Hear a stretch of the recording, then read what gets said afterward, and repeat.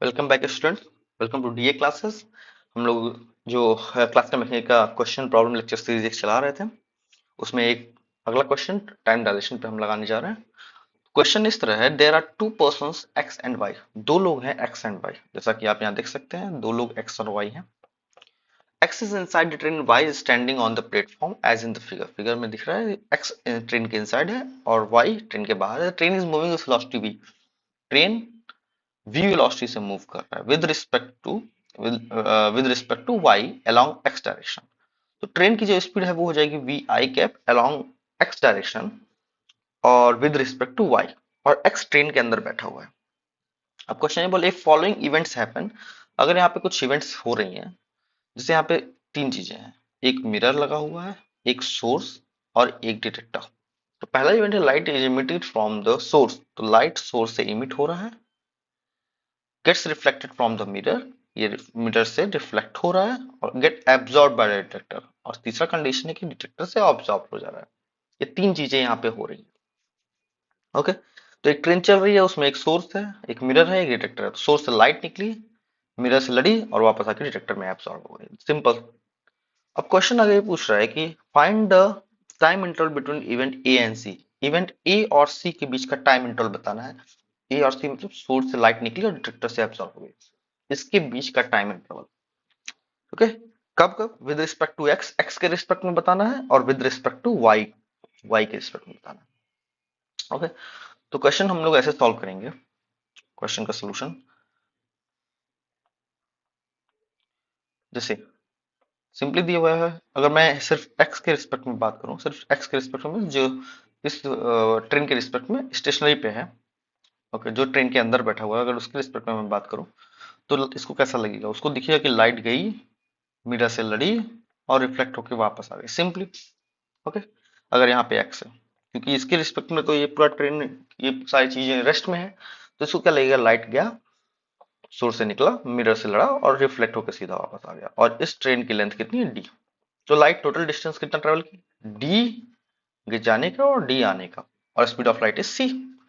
तो delta T X हो जाएगा with respect to X is equal to formula, speed is equal to distance upon time, और time is equal to distance upon speed. तो distance is total distance is two D and speed is सी।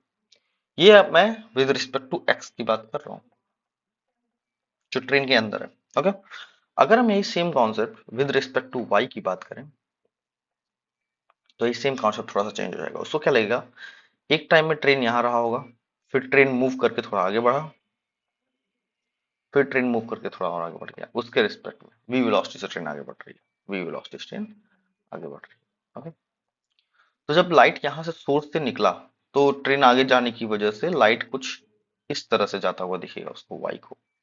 यहाँ पे mirror होगा आपका, okay, यहाँ होगा mirror. अब train और आगे चला गया, तो ये डिटेक्टर में अगर एब्जॉर्ब होना है तो यहाँ पे इसको आना पड़ेगा, इस लाइट को यहाँ से यहाँ आना पड़ेगा।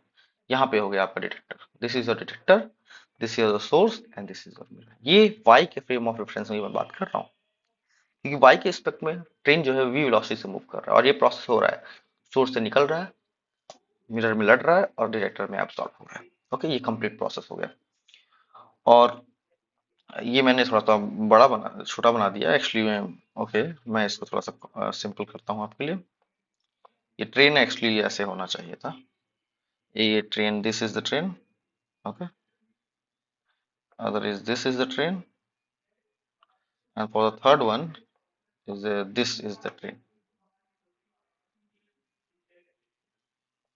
ओके, ट्रेन मूव कर रहा है वी वेलोसिटी से अलग अलग डायरेक्शन में।